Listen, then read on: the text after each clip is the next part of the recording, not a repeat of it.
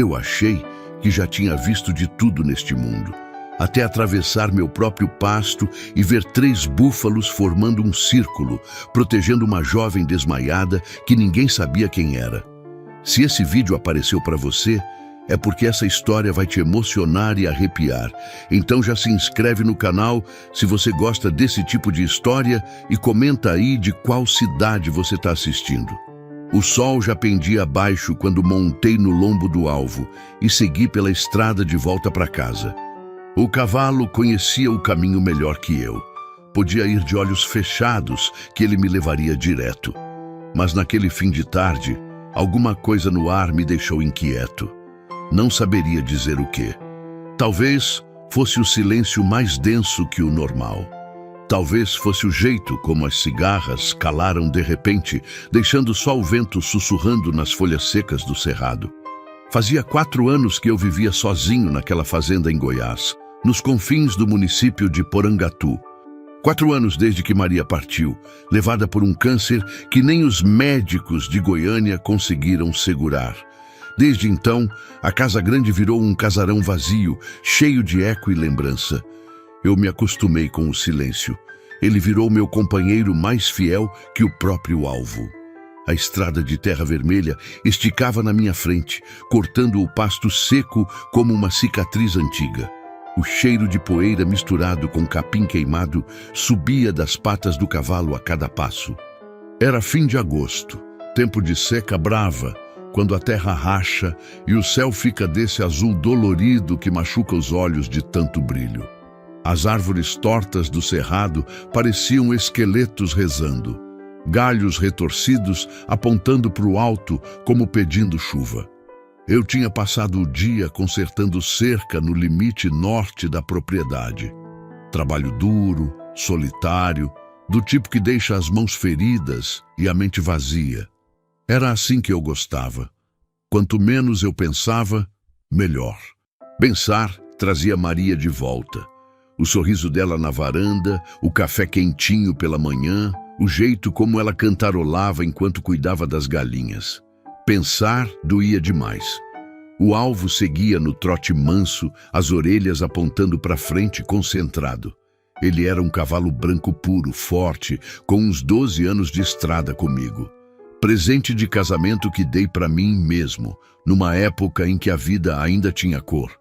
Agora ele era meu único parceiro de conversa. E olhe lá, porque eu falava pouco até com ele. Foi quando passamos pela porteira velha, aquela que dá para o pasto mais afastado, que senti o peso no peito. Uma coisa estranha, como se o ar tivesse ficado grosso. Olhei para o horizonte e vi as nuvens se amontoando longe, carregadas, pretas feito chumbo, tempestade vindo. Podia sentir o cheiro dela já, aquele cheiro de terra molhada que vem antes mesmo da primeira gota cair. Mas não era só isso, tinha algo mais. O alvo diminuiu o passo sozinho. Ergueu a cabeça, as narinas dilatadas, farejando o vento. Eu conhecia aquele comportamento, ele estava sentindo alguma coisa que eu ainda não via. Bicho, provavelmente. Onça, talvez. Ou cobra. Naquele canto da fazenda, onde a mata fecha de um jeito estranho e o capim cresce alto demais, sempre teve bicho grande. Eu evitava passar ali perto do anoitecer, mas o caminho era aquele e eu estava cansado demais para fazer volta. Vai, alvo, murmurei, tocando de leve as esporas nos flancos dele. Segue firme. Ele obedeceu, mas com relutância. Os músculos tensos sob mim, as orelhas virando para todos os lados, captando sons que meus ouvidos não pegavam. Eu comecei a prestar atenção também. O silêncio agora era absoluto. Nem grilo, nem passarinho, nem o coachar distante dos sapos na aguada. Só o vento, e ele trazia um gemido baixo, como se a própria terra estivesse respirando fundo. A luz do sol mudou. Ficou alaranjada, depois dourada, depois quase vermelha. As sombras das árvores se esticaram pelo chão, longas e tortas, como dedos negros querendo me alcançar. Eu senti um arrepio subir pela espinha. Não era medo, não exatamente. Era mais uma sensação de que alguma coisa estava para acontecer. Algo que eu não controlava. Algo maior que eu. O alvo bufou forte e travou as patas de repente. Quase me desequilibrei na sela. Segurei firme as rédeas e olhei para frente, tentando enxergar o que tinha assustado o cavalo. A princípio, não vi nada. Só o pasto vazio, o capim alto balançando com o vento, as árvores fechando de um lado e do outro. Mas então, meu olhar captou um movimento. Algo grande, escuro, parado. Não era um bicho só, eram 3 búfalos. Meu coração deu uma batida mais forte. Búfalo solto naquele canto da fazenda não fazia sentido. Eu não criava búfalo. Ninguém da região criava, pelo menos não que eu soubesse. E mesmo se fosse de algum vizinho distante, búfalo não anda assim, parado, formando círculo. Búfalo pasta, se move, procura água. Não fica plantado no meio do nada feito estátua. Mas ali estavam eles, 3 búfalos enormes, o couro escuro coberto de barro seco, os chifres curvos cortando o céu alaranjado, imóveis, silenciosos, como se estivessem montando guarda. E foi aí que eu vi.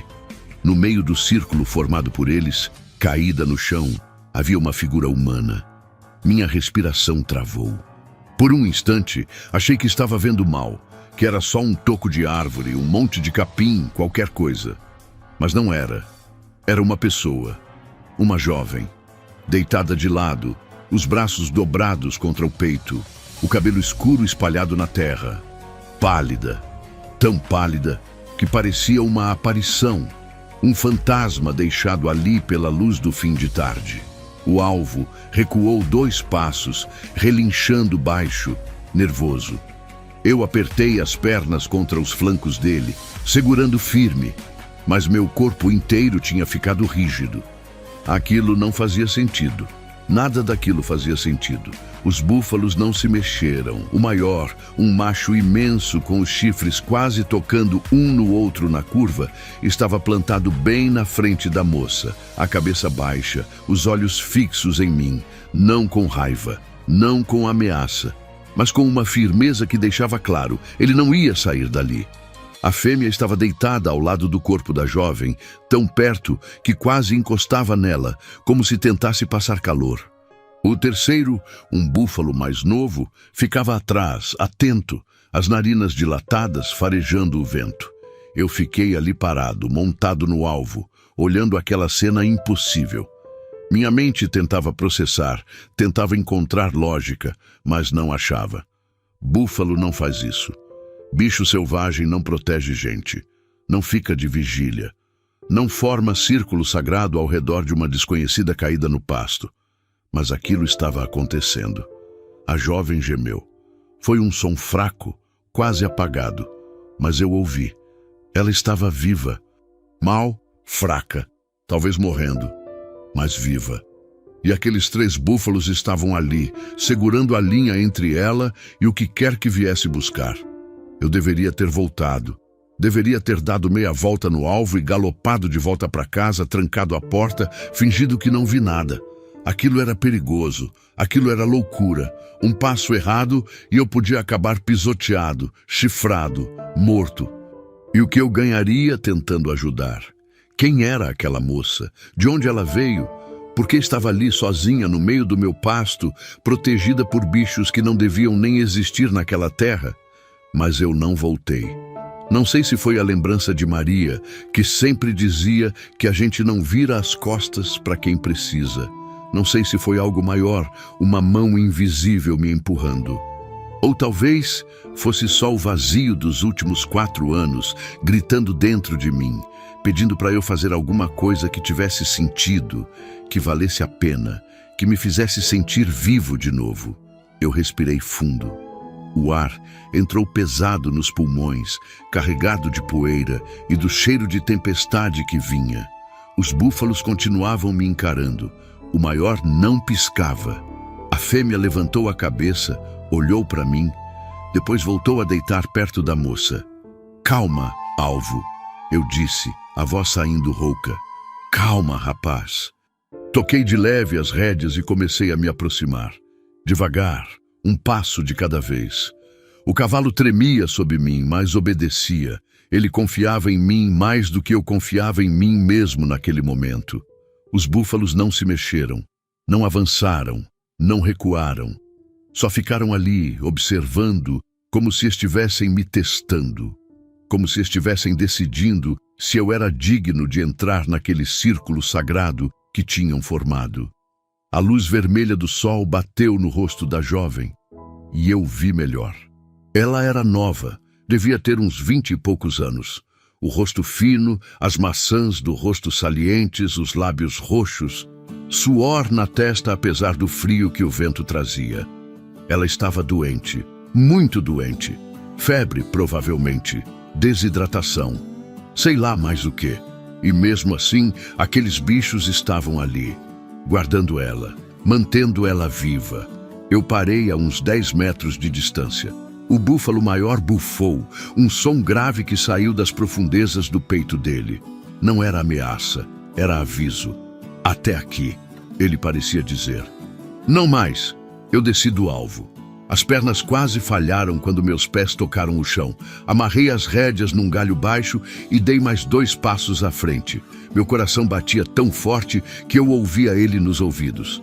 As mãos suavam, a boca estava seca. Ei! Chamei, a voz sumida. Moça, você tá me ouvindo?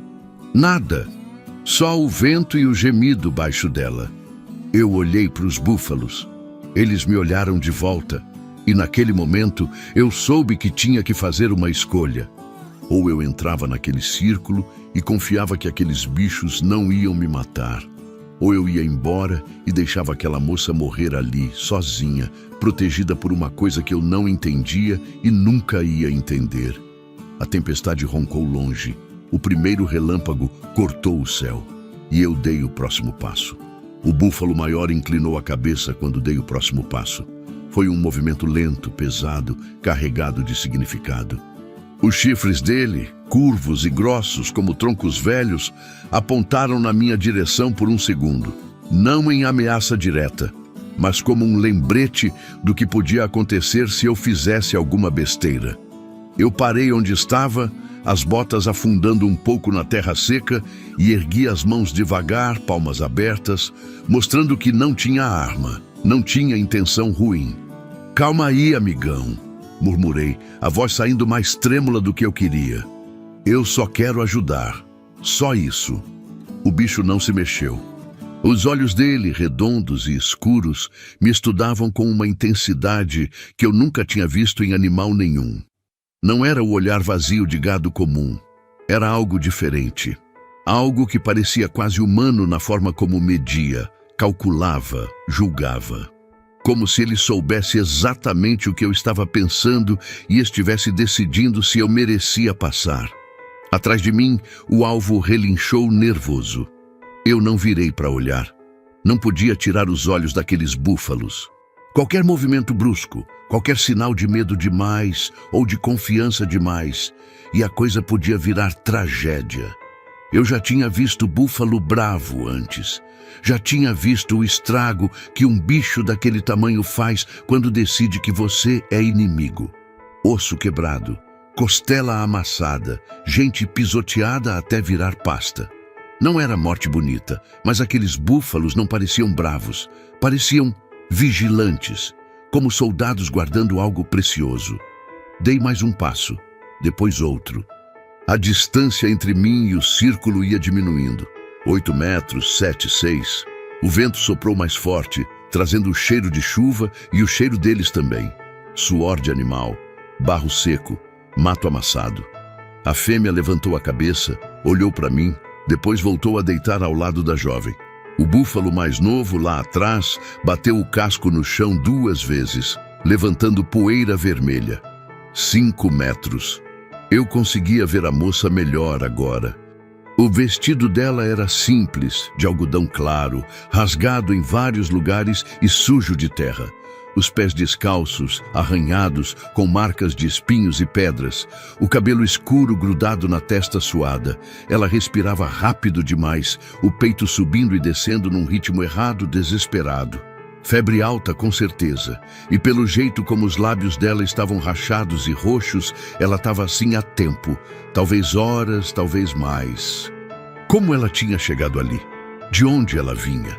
E por que, em nome de tudo que é sagrado, aqueles búfalos tinham decidido que ela valia a pena ser protegida? 4 metros. O búfalo maior bufou de novo. Dessa vez, ele deu um passo na minha direção. Só um, mas foi o suficiente para fazer meu sangue gelar. Ele era enorme de perto. Devia ter fácil 700 quilos, talvez mais. Os chifres dele podiam me abrir ao meio se ele quisesse. E pelo jeito como os músculos das patas traseiras dele se contraíram, ele estava pensando em fazer exatamente isso. Eu parei. Fiquei completamente imóvel, nem respirando direito. O coração batendo tão alto que eu tinha certeza que ele estava ouvindo. O búfalo me olhou fixo. Eu olhei de volta, não com desafio, isso seria suicídio. Mas também não baixei os olhos. Tinha que mostrar que eu não era ameaça, mas também não era covarde. Tinha que mostrar que eu estava ali por um motivo justo.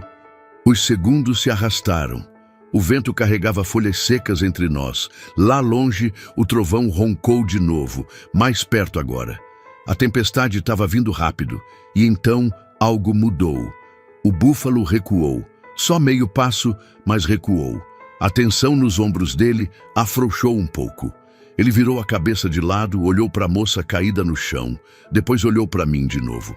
E eu juro por tudo que é sagrado, que ele fez que sim com a cabeça. Foi um movimento pequeno, quase imperceptível. Mas eu vi e entendi. Ele estava me deixando passar. Respirei fundo, soltando o ar devagar, tentando controlar o tremor nas pernas. Dei mais um passo, depois outro. O búfalo não se mexeu. A fêmea levantou a cabeça, me observou, mas não se levantou. O jovem lá atrás bufou baixo, mas ficou onde estava. 3 metros, 2, 1. Eu estava dentro do círculo. A sensação foi estranha. Não sei explicar direito. Foi como atravessar uma porta invisível, entrar num lugar que não era feito para mim, mas que tinha me aceitado mesmo assim. O ar ali dentro era diferente, mais pesado, mais denso, carregado de algo que eu não conseguia nomear. Sagrado, talvez. Ou talvez fosse só minha cabeça criando coisas porque eu estava nervoso demais. Eu me ajoelhei ao lado da moça. De perto, ela parecia ainda mais frágil. As roupas grudadas no corpo magro, os braços finos tremendo mesmo no calor que ainda fazia. Eu estendi a mão devagar e toquei a testa dela. Queimava, febre altíssima. Moça, chamei baixo, sacudindo o ombro dela de leve. Ei, moça, você tá me ouvindo? Nada. Nenhum movimento, só a respiração rápida, superficial, perigosa. Eu olhei ao redor tentando entender. Não tinha nenhuma casa perto, nenhuma estrada, nada que explicasse como ela tinha parado ali. A fazenda mais próxima, além da minha, ficava a mais de 20 quilômetros. Ela tinha andado tudo isso? Naquele estado? Impossível. A menos que alguém tivesse deixado ela ali. A ideia me gelou por dentro. Gente ruim, gente que faz maldade com quem não pode se defender. Eu já tinha ouvido histórias. Moças desaparecidas, corpos encontrados em beira de estrada, coisas que a gente não gosta de pensar, mas que acontecem quando a civilização fica longe demais. Eu cerrei os punhos. Se alguém tinha feito isso com ela, se alguém tinha jogado ela ali para morrer, o búfalo maior bufou, como se tivesse lido meu pensamento. Olhei para ele. O bicho me encarava com aqueles olhos fundos e eu tive a impressão de que ele estava dizendo: não importa como ela chegou aqui, importa o que você vai fazer agora. Ele tinha razão. Eu passei os braços por baixo do corpo dela e a levantei com cuidado. Era leve, leve demais, como se não tivesse comido direito há dias. A cabeça dela caiu para o lado, apoiada no meu ombro, o cabelo roçando no meu pescoço. Ela cheirava a febre, a suor, a terra. E por baixo disso tudo, um cheiro de medo. De alguém que tinha sofrido demais. Fiquei de pé devagar, segurando ela firme contra o peito. Os búfalos se afastaram. Todos os três, ao mesmo tempo, deram passos para trás, abrindo o círculo.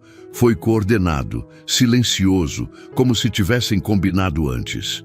O macho grande ficou me olhando até o último segundo, e quando eu comecei a andar em direção ao alvo, ele virou para o lado e sumiu no capim alto. A fêmea seguiu atrás. O jovem ficou mais um instante, me observando. Depois também desapareceu. Em questão de segundos, eles tinham ido embora, como se nunca tivessem estado ali. Eu parei, olhando para o lugar vazio onde eles estavam. Meu corpo inteiro tremia agora, não de medo, mas de algo que eu não sabia nomear. Alívio, talvez, ou espanto. Ou a sensação profunda de que eu tinha acabado de presenciar algo que não devia existir, mas que tinha acontecido mesmo assim. O alvo relinchou quando me aproximei. Ele estava inquieto, as orelhas para trás, os olhos arregalados. Mas quando viu que eu estava carregando a moça, ele se acalmou um pouco. Cavalos sabem quando a situação é séria. Vai ter que aguentar nós dois, rapaz, murmurei, ajeitando a moça nos braços. Não tem outro jeito. Montar segurando alguém desacordado não é fácil. Levei uns bons minutos para conseguir subir na sela, sem derrubar ela e sem cair eu. No fim, eu a ajeitei na frente, segurando firme com um braço, enquanto a outra mão controlava as rédeas. Ela gemeu baixo quando o cavalo começou a andar, mas não acordou. O céu tinha escurecido completamente agora. As nuvens pretas tomavam conta de tudo e o vento soprava cada vez mais forte, dobrando as árvores e levantando redemoinhos de poeira. A primeira gota de chuva caiu no meu rosto, depois outra, depois várias. "Anda, alvo!" ordenei, tocando os calcanhares nos flancos dele. "Rápido!" O cavalo disparou. Não era galope total, porque ele sabia que eu estava carregando peso extra, mas era rápido o suficiente. A chuva começou a cair para valer, grossa, pesada, encharcando tudo em segundos. O mundo virou uma cortina d'água. Eu mal conseguia enxergar a estrada na minha frente. Mas o alvo conhecia o caminho. Ele galopou firme, certeiro, atravessando o pasto, pulando a cerca baixa, entrando na estrada que levava para casa. A moça nos meus braços tremia violentamente agora, o corpo chacoalhando com o movimento do cavalo. Eu a segurei mais forte, tentando proteger o rosto dela da chuva. "Aguenta aí", sussurrei, mesmo sabendo que ela não estava ouvindo. "Aguenta só mais um pouco." A casa apareceu finalmente, uma sombra quadrada no meio da escuridão. Eu puxei as rédeas e o alvo parou na frente da varanda, bufando forte, coberto de lama e chuva.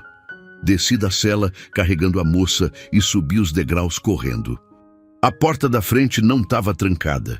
Nunca trancava. Empurrei com o ombro e entrei. O silêncio da casa me recebeu como sempre. Mas dessa vez, ele era diferente. Pela primeira vez em 4 anos, eu não estava sozinho.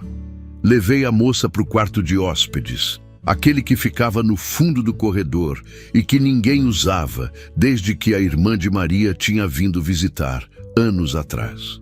Deitei ela na cama com cuidado, tirei os sapatos encharcados dos meus pés e corri para buscar toalhas, cobertores, água. Quando voltei, ela estava exatamente como eu tinha deixado. Imóvel, pálida, os lábios roxos, o peito subindo e descendo rápido demais. Eu sequei o rosto dela com uma toalha, tirei o vestido molhado e a cobri com um lençol limpo e 2 cobertores. Depois, molhei um pano na água fria e coloquei na testa dela, tentando baixar a febre. Fiquei ali, sentado na beira da cama, olhando para ela, tentando entender. Quem era aquela moça? O que tinha acontecido? E por que, de todas as pessoas do mundo, ela tinha parado na minha terra? Lá fora, a tempestade urrava. Relâmpagos iluminavam o quarto em flashes brancos. O trovão sacudia as paredes. E eu fiquei ali, velando uma desconhecida que tinha aparecido no meio do nada, protegida por bichos que não deviam existir, trazida até mim por um destino que eu não entendia, mas que, de alguma forma, eu sabia que tinha mudado tudo. A tempestade não dava trégua. A chuva batia no telhado de zinco com uma fúria que parecia querer arrancar as telhas, e o vento assobiava pelas frestas das janelas velhas, trazendo um frio úmido que entrava pelos ossos. Eu tinha acendido o lampião a querosene. A luz elétrica da fazenda era fraca, movida por um gerador velho que eu nem sempre ligava, e a chama amarelada dançava nas paredes, fazendo sombras compridas que pareciam se mexer sozinhas. Fiquei sentado na cadeira de madeira ao lado da cama, observando a moça. Ela não tinha melhorado. A febre continuava alta, a pele dela queimando debaixo dos cobertores. De vez em quando, ela se agitava, virando a cabeça de um lado para o outro, murmurando palavras que eu não entendia. Palavras soltas, fragmentadas, que saíam dos lábios rachados dela como se fossem pedaços de um sonho ruim. Não, não, por favor. A voz era fraca, quase um sussurro, mas carregava um peso que me apertou o peito. Era a voz de quem tinha passado por algo terrível. Voz de quem tinha visto o pior da humanidade e tinha sobrevivido, mas não sem cicatrizes. Eu molhei o pano de novo na bacia de água fria e passei na testa dela, tentando baixar a temperatura. A pele dela era branca demais, quase translúcida sob a luz do lampião. Dava para ver as veias azuis nos pulsos finos, pulsando rápido, rápido demais. Calma, murmurei, mais para mim mesmo que para ela. Você está segura agora. Ninguém vai te machucar aqui. Não sei se ela ouviu. Não sei se alguma parte dela, lá no fundo da febre e do delírio, registrou minhas palavras, mas eu precisava falar, precisava quebrar o silêncio da casa que tinha ficado pesado demais ao longo dos anos. Levantei e fui até a cozinha preparar um chá. Camomila, se é que ainda tinha. Maria sempre mantinha a despensa cheia de ervas medicinais. Ela acreditava que a terra tinha remédio para tudo, se a gente soubesse onde procurar. Revirei os armários velhos até encontrar um vidro empoeirado com flores secas dentro. Cheirei. Ainda servia. Coloquei água para ferver no fogão a lenha e fiquei ali parado, olhando as chamas através da portinhola de ferro. O fogo crepitava baixo, mandando faíscas para cima. Sempre teve algo de hipnótico no jeito como o fogo se move, como ele consome a madeira devagar, transformando tudo em cinza e calor. Enquanto esperava a água ferver, minha mente não parava. As imagens do que tinha acontecido no pasto passavam na minha cabeça como um filme. Os 3 búfalos formando aquele círculo, o jeito como eles olhavam para a moça, a forma como me deixaram entrar. Nada daquilo fazia sentido segundo a lógica do mundo que eu conhecia. Búfalo não age assim. Animal selvagem não monta guarda para proteger humano. E ainda por cima, não eram nem búfalos da região. Eu conhecia cada cabeça de gado da fazenda e das propriedades vizinhas. Aqueles bichos tinham vindo de algum lugar que eu não sabia, ou talvez eles não tivessem vindo de lugar nenhum. Talvez eles simplesmente estivessem ali, como se tivessem sido colocados ali por uma força maior, com um propósito específico.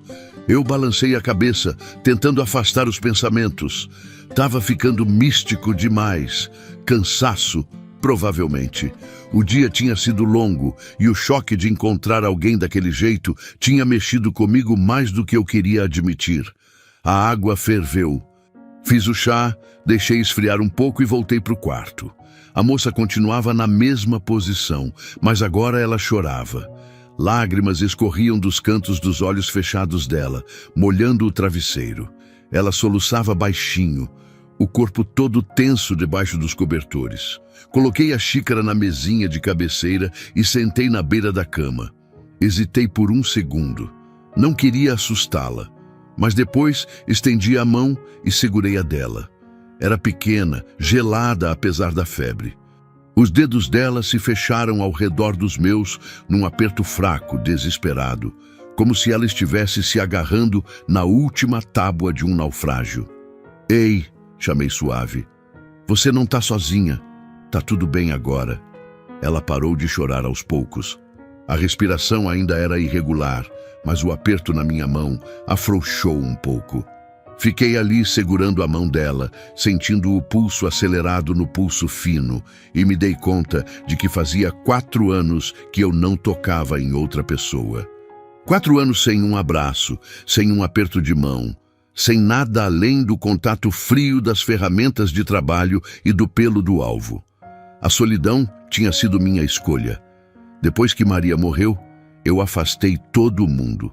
Os vizinhos que tentaram ajudar, o pessoal da igreja que queria me consolar, até o João da venda, que sempre puxava conversa quando eu ia comprar mantimentos. Eu não queria companhia, não queria piedade.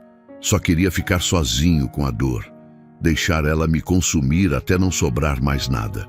Mas agora, sentado ali no quarto mal iluminado, segurando a mão de uma desconhecida que podia morrer antes do amanhecer, eu percebi que a solidão não tinha me consumido, tinha me esvaziado, tinha tirado tudo de dentro de mim até eu virar só um casco vazio, andando pela fazenda, repetindo os mesmos gestos, os mesmos caminhos, sem sentir mais nada. Até aquela noite, olhei para a moça. Mesmo doente, mesmo sofrendo, ela tinha trazido algo de volta para aquela casa. Não era só a presença física dela. Era a sensação de que a vida ainda podia surpreender, de que ainda havia mistérios no mundo, de que ainda havia razão para se levantar de manhã além da pura teimosia. O relógio na parede marcava 00:30 quando a febre finalmente começou a baixar. Eu tinha passado as últimas horas trocando o pano frio na testa dela, dando pequenos goles de chá quando ela abria a boca sem nem acordar direito, mantendo os cobertores ajustados. E aos poucos, a pele dela foi perdendo aquele calor de brasa. A respiração ficou mais lenta, mais profunda. As mãos pararam de tremer. Eu encostei as costas na cadeira, sentindo o cansaço bater de uma vez. Meus olhos ardiam de sono, mas eu não queria dormir, não enquanto ela não estivesse estável. Então, fiquei ali, lutando contra as pálpebras pesadas, ouvindo a chuva que agora caía mais fraca, mais cansada também. Foi quando ela abriu os olhos. Aconteceu tão de repente que eu quase pulei da cadeira. Um segundo ela estava desacordada, e no seguinte, os olhos dela estavam abertos, fixos no teto. Eram olhos escuros, quase pretos, fundos como poços. Olhos que tinham visto coisas demais. Oi, eu disse baixo, tentando não assustar. Você está acordada? Ela não respondeu, não virou a cabeça. Só ficou olhando para o teto, piscando devagar, como se estivesse tentando lembrar onde estava, como tinha chegado ali. Você está na minha casa, expliquei, mantendo a voz calma. Minha fazenda. Eu te encontrei no pasto, desmaiada. Trouxe você para cá. Ainda nada, mas eu vi quando os olhos dela se encheram de lágrimas de novo. 2 gotas escorreram pelas têmporas, desaparecendo no cabelo. Você tá segura aqui, repeti. Ninguém vai te machucar, eu prometo. Dessa vez ela virou a cabeça bem devagar, até que os olhos dela encontraram os meus. E o que eu vi naqueles olhos me partiu por dentro. Era terror, puro, absoluto, paralisante. Terror de quem tinha fugido de algo pior que a morte e que ainda não acreditava que tinha escapado. Os búfalos, ela sussurrou, a voz rouca de desuso. Eu me inclinei para frente. Você lembra deles? Ela assentiu fracamente. Eles me salvaram. Eu vi, confirmei. Eles estavam te protegendo quando cheguei. Nunca vi nada igual na vida. Uma lágrima nova escorreu. Eu ia morrer. Eu tinha certeza que ia morrer ali. Mas não morreu, eu disse firme. E não vai morrer. Você tá febril ainda, mas vai ficar bem. Eu vou cuidar de você. Ela fechou os olhos apertado e o rosto dela se contorceu numa expressão de dor que não era física. Era dor da alma, do tipo que remédio nenhum cura. Ele me jogou lá. Ela sussurrou, tão baixo que eu quase não ouvi. Disse que eu não prestava para nada, que era melhor eu morrer. Meu sangue gelou. Quem fez isso? Ela não respondeu. Só virou o rosto para o lado, enterrando no travesseiro, e começou a chorar de novo. Soluços silenciosos que sacudiam os ombros magros dela. Eu não insisti. Não era hora. Ela tinha passado por um trauma, isso estava claro, e forçar ela a falar agora seria crueldade. Então, eu só fiquei ali, a mão pousada no braço dela por cima do cobertor, deixando ela saber que não estava sozinha. Aos poucos o choro foi diminuindo, a respiração dela ficou mais regular. E então, sem que eu esperasse, ela dormiu. Não era desmaio dessa vez. Era sono de verdade. O corpo finalmente descansando depois de lutar tanto. Eu me levantei devagar, tomando cuidado para não fazer barulho, e fui até a janela. Afastei a cortina velha e olhei lá para fora. A chuva tinha virado garoa. A tempestade tinha passado, deixando o mundo lavado, limpo, silencioso. No horizonte, o céu começava a clarear com aquele cinza que vem antes do amanhecer. Olhei para a direção do pasto onde tinha encontrado a moça. Tudo estava escuro ainda, mas eu sabia que se fosse lá agora, não ia encontrar rastro nenhum daqueles búfalos. Eles tinham aparecido quando ela precisou. Tinham feito o trabalho deles e tinham ido embora. Como anjos. Anjos com chifres e 4 patas, mas anjos mesmo assim. Voltei para a cadeira e me sentei de novo, observando a moça dormir. Ela parecia tão jovem, tão frágil ali. E eu me perguntei que tipo de monstro tinha sido capaz de fazer aquilo com ela. Que tipo de homem abandona alguém para morrer no meio do nada? Uma raiva surda começou a queimar no meu peito.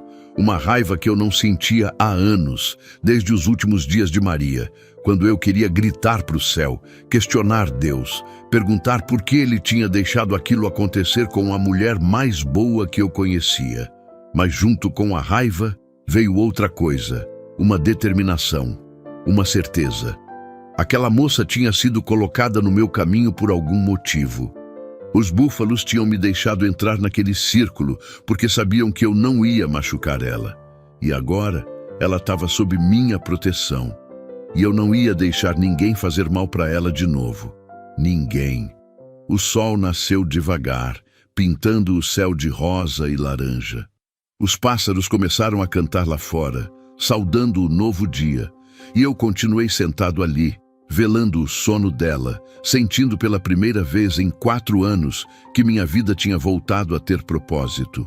Não era amor, não ainda, talvez nunca fosse. Mas era algo, era um senso de dever, de responsabilidade, de conexão humana que eu tinha esquecido que existia. E por enquanto, isso era suficiente. Ela dormiu o dia inteiro. O sol subiu, atravessou o céu devagar, começou a descer de novo, e ela continuou lá, imóvel debaixo dos cobertores. De vez em quando eu entrava no quarto só para checar se ainda estava respirando. Parecia absurdo, mas o medo de que ela simplesmente parasse existia no meu peito como uma pedra pesada. Aproveitei a manhã para cuidar dos afazeres que não podiam esperar. O alvo precisava ser escovado e alimentado. O coitado tinha galopado sob tempestade, carregando peso dobrado e merecia um tratamento melhor. Levei ele para o estábulo, limpei o barro grudado nas patas, passei a escova no pelo branco até ele brilhar. Enquanto trabalhava, conversei com ele. Coisa que eu fazia às vezes quando a solidão apertava demais. Você viu aqueles búfalos ontem, não viu, rapaz? Murmurei, passando a mão no pescoço dele. Não tô louco, não. Eles estavam lá. O alvo bufou, balançando a cabeça. E eu não soube dizer se era concordância ou se ele só estava espantando as moscas. Depois fui verificar a cerca que tinha consertado no dia anterior. A chuva tinha amolecido a terra e alguns mourões tinham afundado mais do que deviam. Passei 2 horas ajeitando, martelando, esticando arame farpado. O trabalho braçal sempre tinha sido meu remédio para a cabeça agitada. Quando as mãos estão ocupadas, a mente não tem muito espaço para ficar remoendo. Mas dessa vez não funcionou. A cada martelada, eu pensava nela. Na forma como tinha sussurrado, ele me jogou lá. Na dor crua que tinha nos olhos dela, no terror que ainda habitava cada canto daquele corpo magro. Quem tinha feito aquilo? Marido, namorado, patrão. E por quê? Que tipo de maldade levava alguém a abandonar outra pessoa para morrer sozinha, devorada por bichos ou pela própria fraqueza? Voltei para casa no meio da tarde. O sol queimava forte agora, secando a lama da tempestade e fazendo o vapor subir da terra em ondas invisíveis. Entrei pela cozinha, lavei as mãos na pia e preparei um caldo leve. Galinha desfiada, batata, cenoura, tempero simples. Comida de doente do tipo que sustenta sem pesar no estômago. Quando o caldo ficou pronto, coloquei numa tigela funda e levei para o quarto dela. Bati de leve na porta antes de entrar, mesmo sabendo que ela ainda dormia. Era questão de respeito, mas quando abri a porta, ela estava sentada na cama. O susto foi tão grande que quase deixei a tigela cair. Ela tinha se apoiado nos travesseiros, as costas contra a cabeceira da cama, os cobertores puxados até o peito. O cabelo escuro caía em ondas desarrumadas pelos ombros. Os olhos, grandes e assustados, me encaravam como se eu fosse uma aparição. Desculpa, eu disse rápido. Não queria assustar. Trouxe comida para você. Ela não respondeu. Só ficou me olhando, os ombros tensos, pronta para... O quê? Fugir? Gritar? Eu não sabia, mas dava para ver que ela estava apavorada. Dei um passo para trás, mostrando que não ia me aproximar. Vou deixar aqui na mesinha, tá? Você come quando quiser. Coloquei a tigela na mesinha de cabeceira com cuidado, como se qualquer movimento brusco fosse fazer ela entrar em pânico. Depois, recuei até a porta, mantendo as mãos visíveis, abertas. Meu nome é Roberto, disse mantendo a voz calma. Essa é minha fazenda. Você está segura aqui, eu já disse isso, mas vou repetir quantas vezes precisar. Ninguém vai te machucar. Ninguém vai te encontrar. Tá só você e eu aqui, e eu não vou fazer nada que você não queira. Os olhos dela se encheram de lágrimas, mas ela não deixou cair. Mordeu o lábio inferior, lutando para manter o controle. Depois de um longo silêncio, ela sussurrou. Por que você me ajudou? A pergunta me pegou desprevenido. Como assim? Por quê? Você não me conhece. A voz dela era fraca, mas firme. Eu podia ser qualquer coisa. Podia trazer problema. Por que você me trouxe para sua casa? Eu pensei antes de responder. Porque você estava morrendo. E eu não sou o tipo de homem que vira as costas para isso. Ela me estudou por um longo momento, como se tentasse decidir se podia confiar em mim. Finalmente, seus olhos caíram na tigela fumegante. O que é isso? Caldo de galinha. Nada muito elaborado, mas é nutritivo. Você não deve ter comido direito faz tempo. O estômago dela roncou, traindo a fome. Ela hesitou, depois estendeu a mão devagar e pegou a tigela. Levou a colher aos lábios, soprou, provou. Por um segundo, o rosto dela relaxou. Era só comida quente, simples, mas para alguém que tinha passado fome, devia parecer banquete. Ela comeu devagar, pequenas colheradas, como se o estômago tivesse esquecido como processar alimento sólido. Eu fiquei ali parado na porta, sem saber se devia ir embora ou ficar. No fim, ela decidiu por mim. Você pode sentar, disse sem olhar para mim. Se ficar aí parado na porta desse jeito, vai me deixar mais nervosa ainda. Entrei no quarto e sentei na cadeira onde tinha passado a noite. Ela continuou comendo, os olhos fixos na tigela, evitando me olhar diretamente. Aproveitei para observá-la melhor sob a luz do dia. Devia ter uns 23, 25 anos. O rosto era bonito, de um jeito que lembrava flores silvestres, sem ostentação, mas com uma graça natural. Os olhos eram o que mais chamavam a atenção. Fundos, escuros, carregados de histórias que provavelmente eu nunca ia ouvir completas. "Como você está se sentindo?" Perguntei depois de um tempo. "Cansada", ela respondeu. "Tonta, mas melhor que ontem. A febre baixou durante a noite, você teve sorte." Ela soltou uma risada amarga. "Sorte, essa é nova. Você está viva. Considerando o estado que você estava, eu chamaria isso de sorte, sim." Ela parou de comer, a colher no ar, e finalmente me olhou de verdade. "Os búfalos... Você viu eles, né? Não foi coisa da minha cabeça?" "Eu vi", confirmei. 3 búfalos formando um círculo ao seu redor. Nunca vi nada igual. E olha que eu vivo no campo faz mais de 40 anos. Eles apareceram do nada. A voz dela ficou distante, como se estivesse relembrando. Eu estava deitada ali, achando que ia morrer. Tinha desistido, sabe? Só queria que acabasse logo. E aí eu ouvi um barulho, abri os olhos e eles estavam lá. Só ficaram me olhando a princípio. Achei que iam me pisar, me matar, mas não. Eles ficaram perto, deitaram do meu lado, como se soubessem que eu precisava. Ela balançou a cabeça incrédula. "Não faz sentido. Muita coisa nessa vida não faz sentido", eu disse. Aprendi a aceitar isso. Ela voltou a comer, e o silêncio se instalou de novo. Não era um silêncio desconfortável. Era mais reflexivo, pesado de coisas não ditas. Eu queria perguntar o que tinha acontecido com ela, quem a tinha machucado, de onde ela vinha, mas sabia que não era a hora. Ela ia contar quando estivesse pronta, ou não ia contar nunca, e eu tinha que respeitar isso. Quando terminou o caldo, ela colocou a tigela na mesinha e se recostou nos travesseiros, exausta pelo simples ato de comer. Os olhos já estavam se fechando de novo. "Você pode descansar", eu disse, me levantando. "Vou deixar você em paz, Roberto."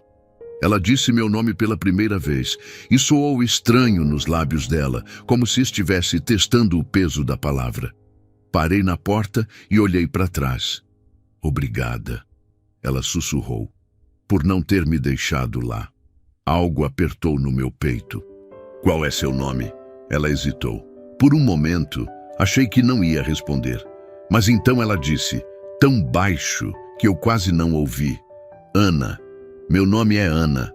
"Descansa, Ana." Forcei um pequeno sorriso. "Você está em casa agora." Saí do quarto e fechei a porta devagar.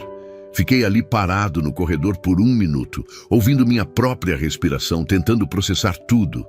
Ela tinha um nome agora. Ana. Não era mais só a moça. Era uma pessoa real, com história, com dor, com medo. E eu tinha assumido a responsabilidade por ela, quisesse ou não.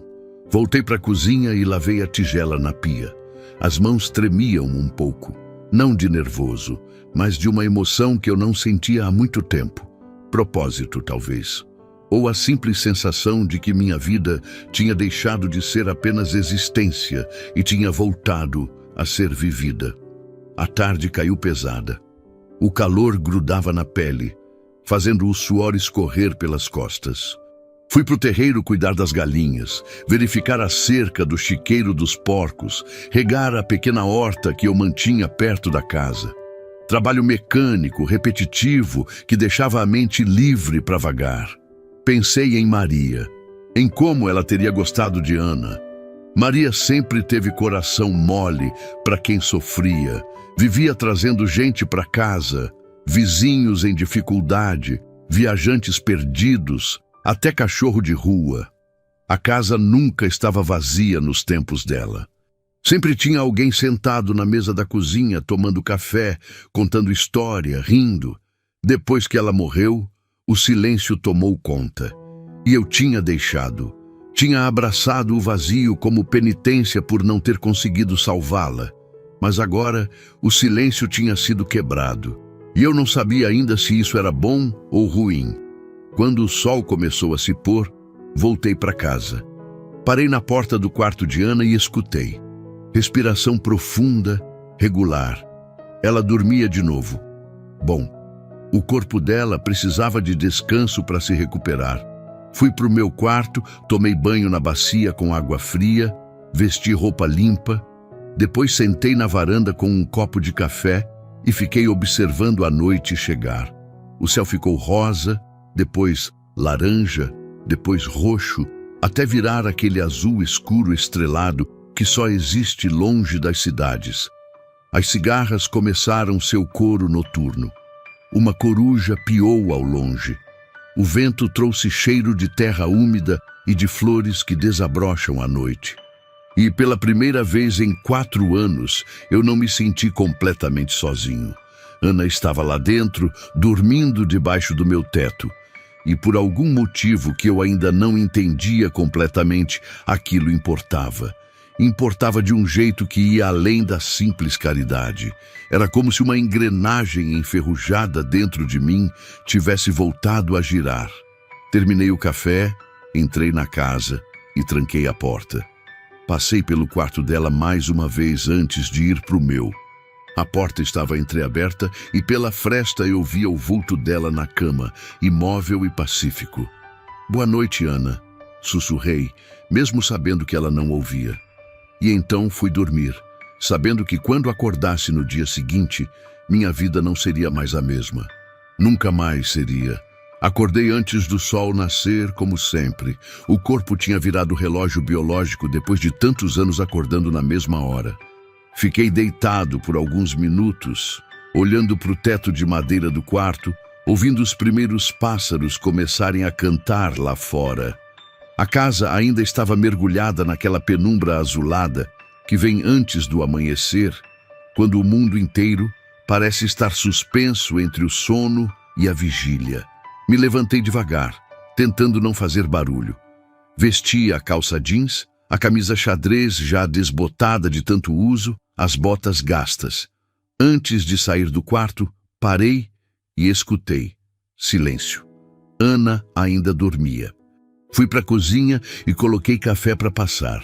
O cheiro forte começou a encher a casa, misturando com o ar fresco da manhã que entrava pelas janelas. Enquanto esperava, fiquei olhando pela janela da cozinha para o terreiro lá fora. O céu ia clareando aos poucos, passando do cinza escuro para o cinza claro, depois ganhando aqueles tons de rosa e dourado que anunciam o novo dia. Era tudo tão igual a todas as outras manhãs dos últimos 4 anos. E ao mesmo tempo, tão diferente. Tinha alguém na casa. Alguém que precisava de mim. E isso mudava tudo, mesmo que eu ainda não soubesse direito como. Tomei o café sozinho, sentado na mesa da cozinha, mastigando pão com manteiga que eu mesmo tinha feito na semana anterior. Comida simples, de homem sozinho que aprendeu a se virar. Quando terminei, lavei a xícara e saí para o terreiro cuidar dos animais. O alvo relinchou quando me viu se aproximar do estábulo. Ele sempre foi cavalo de rotina. Sabia que naquele horário eu vinha alimentar. Dei ração para ele, troquei a água do cocho, depois fui verificar as galinhas. Tinham botado bem durante a noite. Recolhi uma dúzia de ovos no cesto de palha. Estava voltando para casa quando ouvi um grito. Agudo, desesperado, vindo de dentro da casa. Larguei o cesto no chão, ovos rolando pela terra e corri. Entrei pela porta dos fundos, atravessei a cozinha em 3 passadas longas, disparei pelo corredor. A porta do quarto de Ana estava aberta. Ela estava sentada na cama, o corpo curvado para frente, as mãos agarrando os cabelos, gritando. Não era grito de dor física, era grito de alma despedaçada, daqueles que saem de um lugar tão fundo que nem a própria pessoa sabe que existe. "Ana!" Entrei no quarto, mas parei a uns 2 metros da cama. Não queria assustá-la mais ainda. "Ana, você tá bem? Você tá segura? É só um pesadelo." Ela parou de gritar, mas continuou com as mãos nos cabelos, balançando para frente e para trás. Os olhos abertos, mas sem ver, perdida em algum lugar dentro da própria cabeça. "Ana!" Falei mais baixo dessa vez, mais calmo. "Olha para mim. Você tá aqui, na minha casa. Lembra? Você tá segura." Ela piscou. Uma vez, duas. E então os olhos dela focaram em mim. Demoraram alguns segundos para reconhecer, mas quando reconheceram, o corpo inteiro dela desabou. Soluços sacudiram os ombros magros.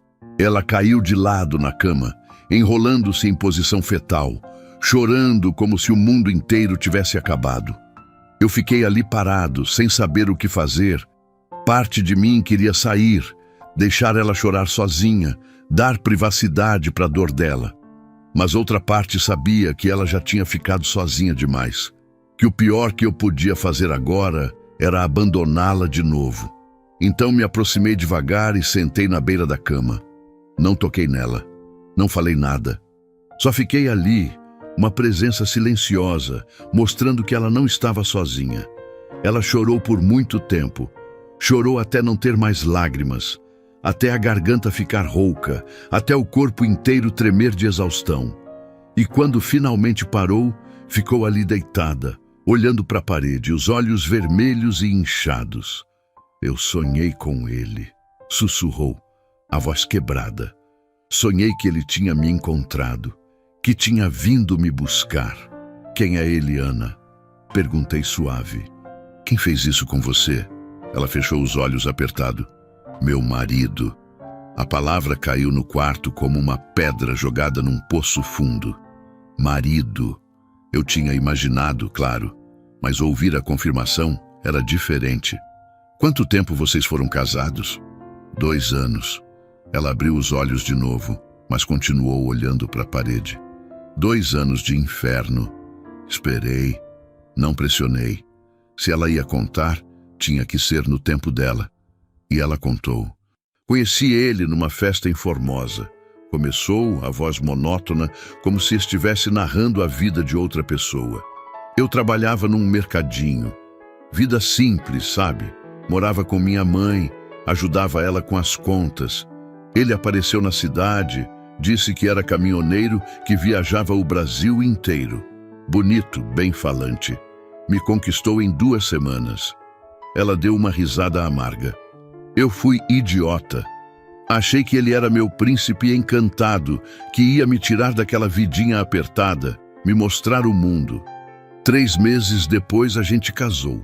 Minha mãe não gostou dele, disse que tinha algo errado, mas eu não escutei. Nunca escuto. Fez uma pausa longa. Eu continuei em silêncio, deixando ela respirar, juntar coragem para continuar. No começo foi bom. Ele era atencioso, carinhoso até.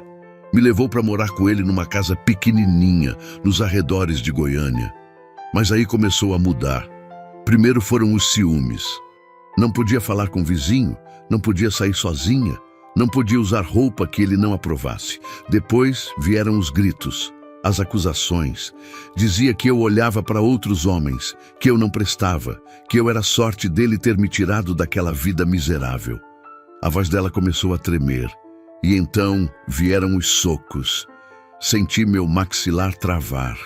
As mãos fecharam em punhos sozinhas. Primeira vez que ele me bateu, pediu desculpa depois.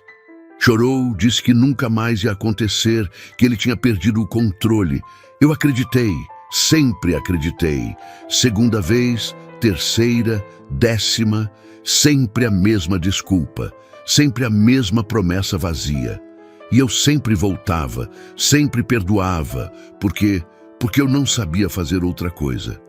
Ela se virou na cama, finalmente me encarando. Os olhos dela estavam secos agora, mas carregavam uma dor que ia muito além de lágrimas. Faz 3 meses que eu descobri que estava grávida. O mundo parou. Eu tinha certeza que tinha parado de respirar também. Grávida, repeti, a palavra saindo estranha da minha boca. De 2 meses, ela continuou. Fiquei tão feliz quando descobri. Achei que aquilo ia mudar tudo, sabe? Que ele ia melhorar, que ia virar pai e ser diferente. Contei para ele numa noite toda empolgada, esperando que ele ficasse feliz também. Ela deu outra risada amarga e dessa vez lágrimas novas escorreram. Ele não ficou feliz, ficou furioso. Disse que eu tinha feito de propósito para prender ele. Disse que ele não queria filho, que eu tinha arruinado a vida dele. E me bateu tanto que eu desmaiei. Minha visão ficou vermelha. A raiva que eu sentia era física, queimava no peito como fogo vivo. Quando acordei, ele estava jogando minhas coisas numa sacola. Disse que eu não prestava nem para ser mãe, que ia ser mãe ruim igual minha mãe tinha sido. Me colocou no caminhão à força e dirigiu. Dirigiu por horas. Eu implorei, chorei, perguntei onde ele estava me levando. Ele não respondeu. Ela parou respirando fundo, lutando para terminar. Ele parou no meio do nada, num lugar que eu nunca tinha visto, cercado de mato, sem casa, sem estrada de verdade, nada. Me puxou do caminhão e me jogou no chão.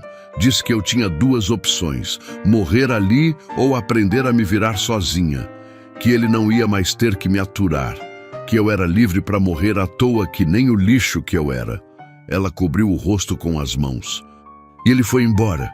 Simplesmente entrou no caminhão e foi embora. Me deixou ali, sozinha, sem água, sem comida, sem nada. E eu fiquei ali, deitada no chão, esperando morrer. Porque parte de mim acreditava nele. Acreditava que eu não prestava mesmo, que era melhor morrer. Até os búfalos aparecerem, completei baixo. Ela assentiu. Até os búfalos aparecerem. Não sei quanto tempo passou. Algumas horas, acho. A febre veio forte e eu comecei a delirar. Achei que estava vendo coisas quando eles surgiram, mas eram reais e ficaram comigo, como se Deus tivesse mandado eles me proteger. Foi exatamente isso que ele fez. Eu disse, a convicção firme na voz. Deus mandou aqueles búfalos e me mandou achar você. Ela me olhou com aqueles olhos fundos, procurando algo. Verdade, talvez, ou apenas alguém em quem pudesse confiar. E o bebê? Perguntei, mal conseguindo formar as palavras. Ela levou a mão ao ventre ainda plano. Ainda está aqui, ainda sinto, pequeno, frágil, mas vivo. Fechei os olhos agradecendo em silêncio. Depois abri e olhei para ela com toda a seriedade que consegui reunir. Ana, escuta bem o que eu vou dizer. Aquele homem mentiu para você. Você não é lixo. Você não é inútil. Você é uma pessoa com valor, com dignidade, que merece ser tratada com respeito. E vai ser mãe. Mãe boa, eu tenho certeza. Porque você sobreviveu. Você lutou para ficar viva, mesmo quando tudo dizia para desistir. Eu não lutei, ela sussurrou.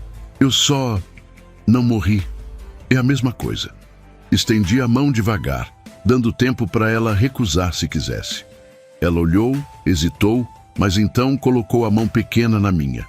E enquanto você estiver aqui, na minha casa, ninguém vai te machucar. Nem ele, nem ninguém. Eu prometo na memória da minha esposa que já morreu, que eu vou te proteger. Você e seu bebê. Ela apertou minha mão e um soluço novo sacudiu o corpo dela. Mas era diferente agora. Não era só dor. Era também alívio. Como se ela finalmente tivesse colocado para fora um peso que carregava sozinha há tempo demais. Fiquei ali sentado, segurando a mão dela, enquanto o sol nascia lá fora e a luz dourada entrava pelas frestas da janela, iluminando o quarto em tons suaves. E naquele momento, uma coisa ficou absolutamente clara na minha cabeça. Eu ia encontrar aquele homem, e ele ia pagar pelo que fez. Os dias que se seguiram foram estranhos. Estranhos de um jeito bom, se é que isso fazia sentido. A rotina da fazenda continuava. Tinha que continuar, porque gado não se alimenta sozinho e cerca não se conserta sozinha. Mas agora havia uma diferença. Havia alguém esperando quando eu voltava para casa. Havia conversa no fim da tarde. Havia vida dentro daquelas paredes que tinham ficado mudas por tanto tempo. Ana se recuperava aos poucos. A febre não voltou. A cor foi retornando ao rosto dela, e em uma semana ela já conseguia andar pela casa sem precisar se apoiar nas paredes. Ainda estava fraca, ainda precisava de cuidado, mas a melhora era visível. E junto com a força física, algo mais estava voltando, a vontade de viver. Estabelecemos uma rotina silenciosa, respeitosa. Eu acordava cedo, cuidava dos afazeres externos, voltava para casa no meio da manhã para tomar café da manhã com ela. Depois, saía de novo, trabalhava até a hora do almoço. À tarde, se o trabalho não fosse urgente, eu ficava pela casa, consertando coisas que tinha negligenciado. Uma porta que rangia, um degrau solto na varanda, telhas que precisavam ser substituídas. Ana, por sua vez, começou a ajudar dentro da casa. No começo eu protestei, disse que ela precisava descansar, que tinha passado por muito. Mas ela insistiu. Eu preciso fazer alguma coisa, Roberto, disse numa manhã, enquanto eu tentava impedi-la de lavar a louça. Preciso me sentir útil. Se eu ficar só deitada na cama pensando, vou enlouquecer. Então deixei, e aos poucos a casa foi mudando. As janelas que eu nunca abria ficaram escancaradas, deixando o sol entrar. O chão de madeira, que eu varria uma vez por semana quando lembrava, passou a brilhar de limpo. Roupas lavadas balançavam no varal. O cheiro de comida de verdade, não só arroz e feijão que eu cozinhava mal e porcamente, começou a sair da cozinha. Era como se a casa estivesse acordando de um sono longo. Uma tarde, voltei do pasto e encontrei Ana na varanda, sentada na cadeira de balanço que tinha sido de Maria. Ela segurava uma xícara de chá nas mãos e olhava para o horizonte, onde o sol começava a descer, pintando o céu com aquelas cores impossíveis de laranja e rosa. Parei no pé da escada, só observando. Ela não tinha me visto ainda. Estava perdida em pensamentos, o perfil recortado contra a luz dourada, o cabelo solto balançando de leve com a brisa. Parecia em paz. Pela primeira vez, desde que a tinha encontrado, ela parecia em paz. Vai ficar aí parado ou vai subir? Ela disse sem virar a cabeça, um pequeno sorriso nos lábios. Subi os degraus e me encostei na coluna da varanda. Como você sabia que eu estava aqui? O alvo te entregou.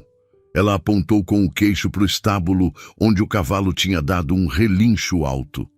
Esse cavalo não sabe guardar segredo. Dei uma risada. Era algo que eu não fazia há tanto tempo que o som saiu estranho da minha garganta. Ana riu também, e o som era leve, genuíno, tão diferente dos soluços que eu tinha ouvido uma semana atrás.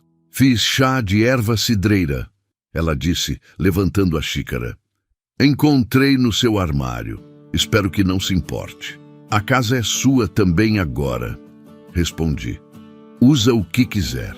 Ela me olhou de um jeito esquisito quando falei isso, como se as palavras tivessem um peso que ela não esperava. Depois voltou a olhar para o horizonte. É bonito aqui, murmurou, silencioso, longe de tudo. Quando eu era criança, sonhava com um lugar assim. Um lugar onde ninguém pudesse me achar, onde eu pudesse simplesmente existir. É solitário também, completei. Bonito, mas solitário. Solidão é melhor que companhia ruim. Não tinha como discordar disso. Ficamos ali por um tempo, só observando o dia morrer. Era um silêncio confortável, sem pressão para preencher com conversa fiada. Simplesmente dois humanos dividindo o mesmo espaço, o mesmo momento. Posso te fazer uma pergunta? Ana disse depois de um tempo. Pode. Sua esposa... Você disse que ela morreu. Como foi? A pergunta doeu, como sempre doía. Mas dessa vez a dor era diferente. Menos aguda, mais suportável. Câncer, respondi. Começou no seio, se espalhou para os pulmões, depois para os ossos. Foram 8 meses desde o diagnóstico até o fim. 8 meses assistindo ela definhar, vendo a dor tomar conta, sabendo que não tinha nada que eu pudesse fazer. Sinto muito. Ela era boa, continuei, as palavras saindo mais fácil do que eu esperava. Do tipo que iluminava qualquer lugar que entrasse. Não tinha maldade nela, sabe? Via o melhor nas pessoas sempre.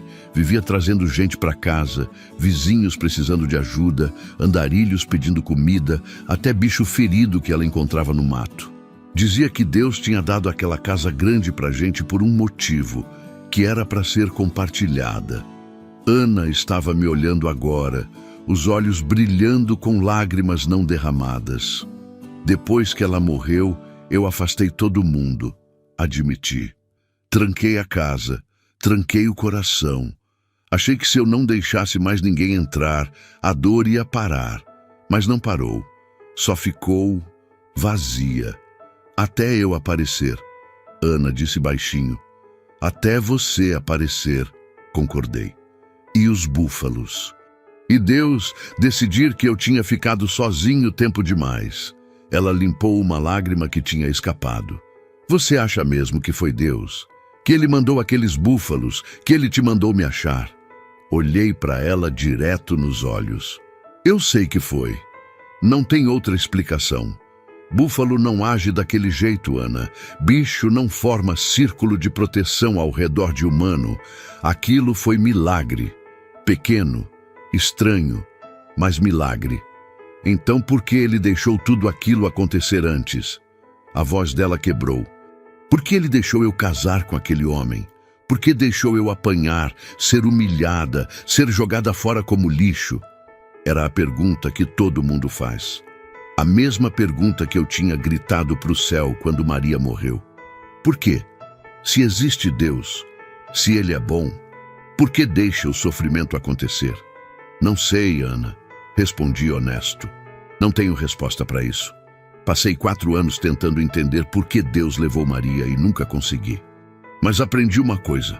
Deus não causa o mal, mas Ele pode tirar algo bom dele. Sua história não acabou naquele pasto. Começou ali. Você está viva. Seu bebê está vivo. E você está aqui, num lugar seguro, com chance de recomeçar. Recomeçar, ela repetiu testando a palavra. Será que dá, depois de tudo? Dá, afirmei. Não vai ser fácil.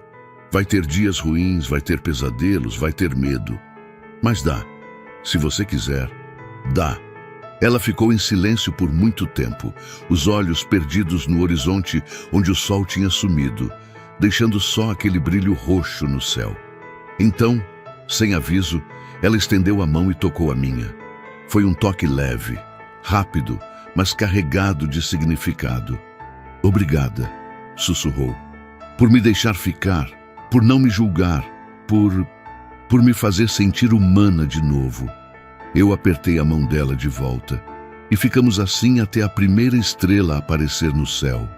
Naquela noite, depois do jantar simples que fizemos juntos, ela tinha feito carne ensopada com batatas, comida honesta e gostosa.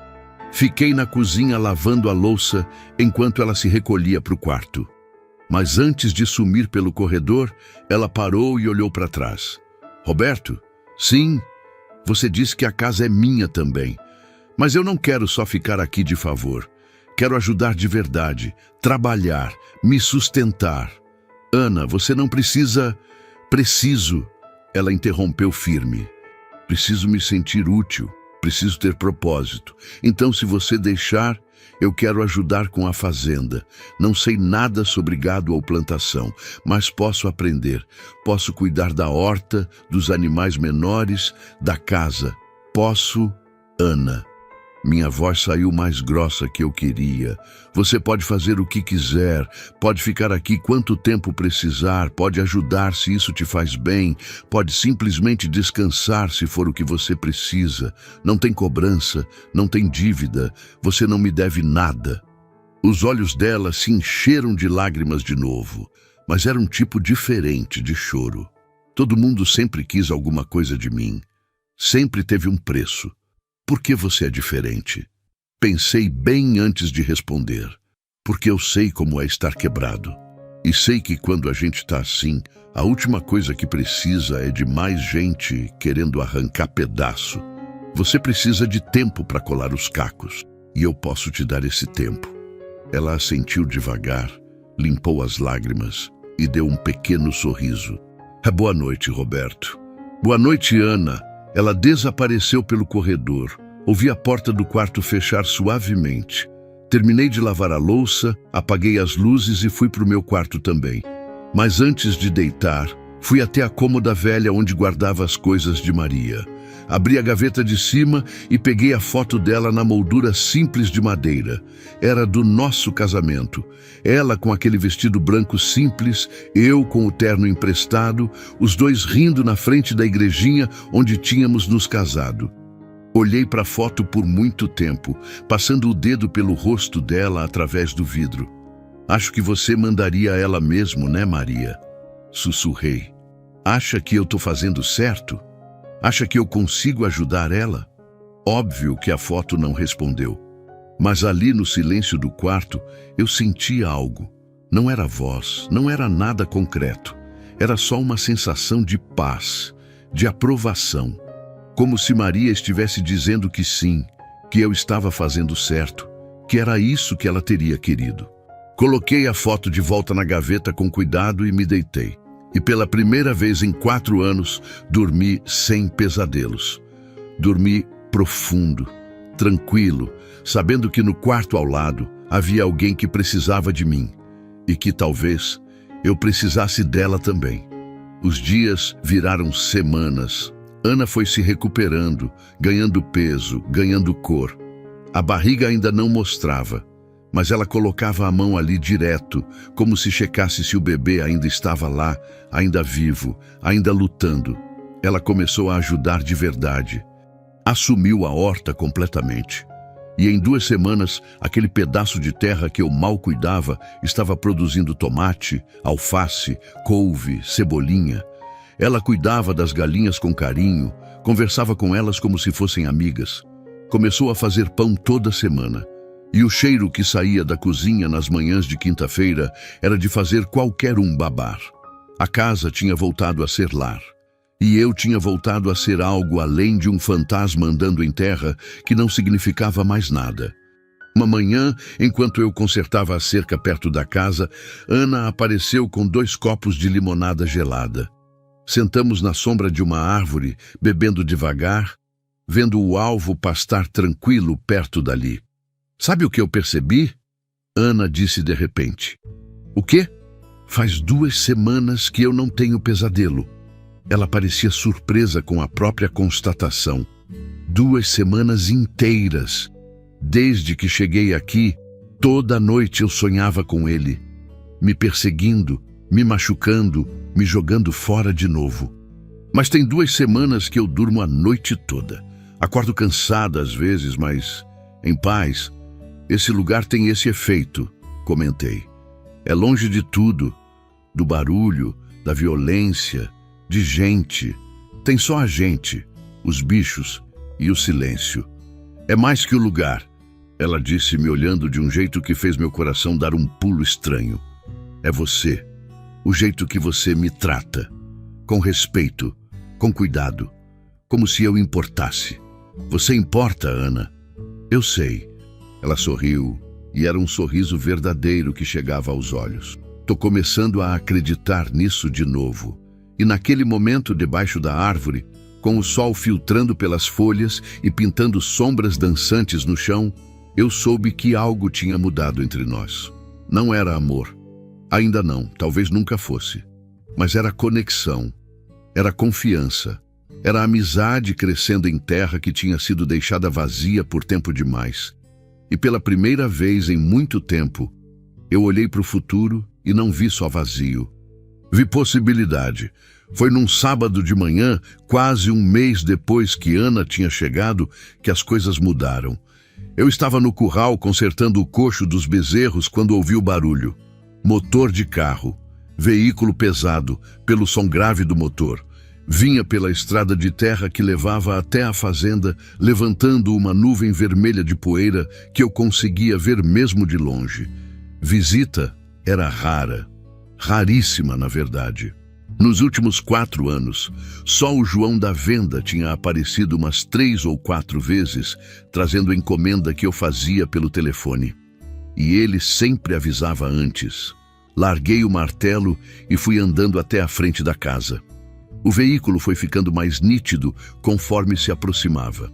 Era uma caminhonete velha, cabine dupla, carroceria cheia de ferrugem. Não reconheci. Parou no terreiro levantando mais poeira ainda. Fiquei ali parado, as mãos nos bolsos, esperando ver quem era. A porta do motorista abriu e desceu um homem, alto, ombros largos, barriga de quem bebia cerveja demais. Usava boné sujo, camiseta regata que já tinha sido branca, calça jeans rasgada. Tinha tatuagem no braço direito. Algum desenho tribal que eu não conseguia ver direito de longe. Ele olhou ao redor devagar, avaliando. E então seus olhos pousaram em mim. "Bom dia", disse, a voz grossa, arrastada. "Essa aqui é a fazenda do Roberto?" "Sou eu", respondi, sem sair do lugar. "Posso ajudar?" Ele deu um sorriso que não chegou aos olhos. "Espero que sim. Tô procurando alguém. Uma mulher. Morena, magra, cabelo comprido. Pode ter passado por aqui faz umas semanas." Meu sangue gelou, mas mantive o rosto neutro, sem deixar transparecer nada. "Não vi ninguém", menti. "Aqui é longe de tudo. Não passa quase ninguém." Ele deu uns passos na minha direção. Caminhava com aquela confiança de quem está acostumado a intimidar. "Tem certeza? Porque ela sumiu por essas bandas. E eu preciso muito encontrar ela. É minha esposa, entende? Tive uma briga feia com ela, deixei ela num lugar que não devia. Tô procurando ela faz semanas, preocupado." Mentira. Cada palavra que saía da boca dele era mentira. Dava para ver pela forma como os olhos dele brilhavam. Não com preocupação, mas com raiva, com desejo de vingança. "Sinto muito", falei, mantendo o tom educado, mas firme. "Não posso ajudar. Não vi mulher nenhuma." Ele me estudou por um longo momento. Então deu aquele sorriso de novo. "Sabe, é engraçado. Parei lá na venda do João, uns quilômetros para trás. Simpático o velho. Conversador. Disse que você tinha comprado coisa diferente ultimamente. Mais comida. Coisas de mulher. Disse que achou estranho, porque você vive sozinho faz anos. Maldito João e a boca grande dele." "Comprei para mim mesmo", respondi. "Cansei de comer mal. Tô tentando cuidar melhor da saúde." "É mesmo?" Ele deu mais um passo. Agora estava a uns 5 metros de mim. "Perto demais, porque eu acho que você tá mentindo. Acho que ela tá aqui e você vai me deixar entrar nessa casa e ver." "Não vou", falei, a voz baixando um tom. "Essa é minha propriedade e você não é bem-vindo aqui. Sugiro que volte para o seu carro e vá embora." A máscara de cordialidade dele caiu. O rosto ficou duro, perigoso. "Escuta aqui, velho. Eu não vim pedir licença. Vim buscar o que é meu. Aquela vadia é minha esposa. Eu tenho direito sobre ela." "Ninguém tem direito sobre ninguém", retruquei, sentindo a raiva subir. "E mesmo que sua esposa tivesse passado por aqui, por que eu entregaria ela para um homem que acabou de chamá-la de vadia?" Erro. Eu sabia no segundo que as palavras saíram da minha boca que tinha sido erro. Tinha confirmado que eu sabia de quem ele estava falando. Os olhos dele se estreitaram. "Então ela está aqui." Antes que eu pudesse responder, a porta da frente da casa abriu. Ana apareceu na soleira, com uma cesta de roupa molhada que ia estender no varal. Ela ainda não tinha visto o homem. Ainda não tinha percebido, mas ele viu ela. "Ana!" O grito saiu dele como um rugido. Ana congelou. A cesta caiu das mãos dela, roupas espalhando no chão da varanda. O rosto dela ficou branco, tão branco, que eu achei que ela fosse desmaiar ali mesmo. Os olhos arregalaram em terror puro quando ela olhou para o terreiro e viu ele. "Não", ela sussurrou. "Não, não, não. Achei que tinha se livrado de mim, sua vadia." Ele começou a andar na direção da casa, os passos pesados, furiosos. Achei que podia desaparecer e eu ia esquecer. Me movi sem pensar. Coloquei meu corpo entre ele e a casa, bloqueando o caminho. "Você não vai chegar perto dela." Ele me empurrou, ou tentou. Eu sou velho, mas não sou fraco. 40 anos de trabalho pesado deixam o corpo duro, feito madeira de lei. Segurei o braço dele quando veio, torci e ele gritou de dor. "Sai da minha terra." Rosnei. Agora. Ele se soltou, recuando uns passos, massageando o braço. A cara dele estava vermelha de raiva. Você não sabe com quem está mexendo, velho. Aquela mulher é minha. Minha. Eu posso fazer o que eu quiser com ela. Não pode mais. Falei, plantando os pés firme no chão. Ela está sob minha proteção agora. E você não vai encostar um dedo nela. Ele riu. Foi uma risada feia. Sem humor. Sua proteção. Você é um velho cansado morando sozinho no meio do nada. O que você vai fazer? Não respondi. Só continuei ali parado, bloqueando o caminho. Os olhos dele foram da minha cara para a casa atrás de mim, onde Ana tinha caído de joelhos na varanda, soluçando. Conseguia ouvir o choro dela dali, e cada som era como uma faca no meu peito. Tá bom, ele disse finalmente, dando um passo para trás. Tudo bem. Você quer ser herói, seja, mas isso não acaba aqui. Eu volto, e quando eu voltar, vou trazer gente. E aí nem você, nem essa casa velha vão impedir eu de pegar o que é meu.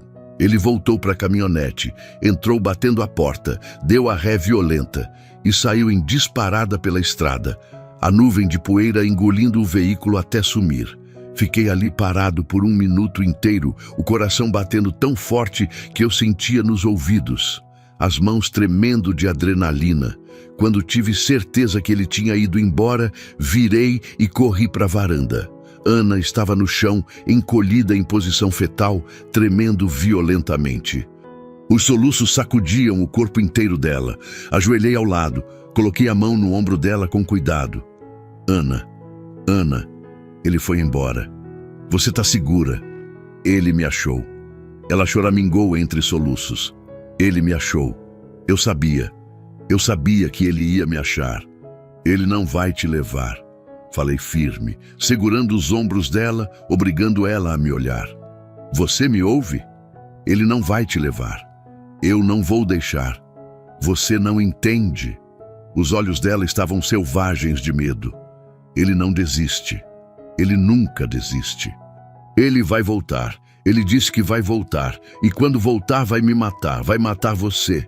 Vai. Ana! Segurei o rosto dela entre as mãos, obrigando ela a focar. Respira. Olha para mim e respira.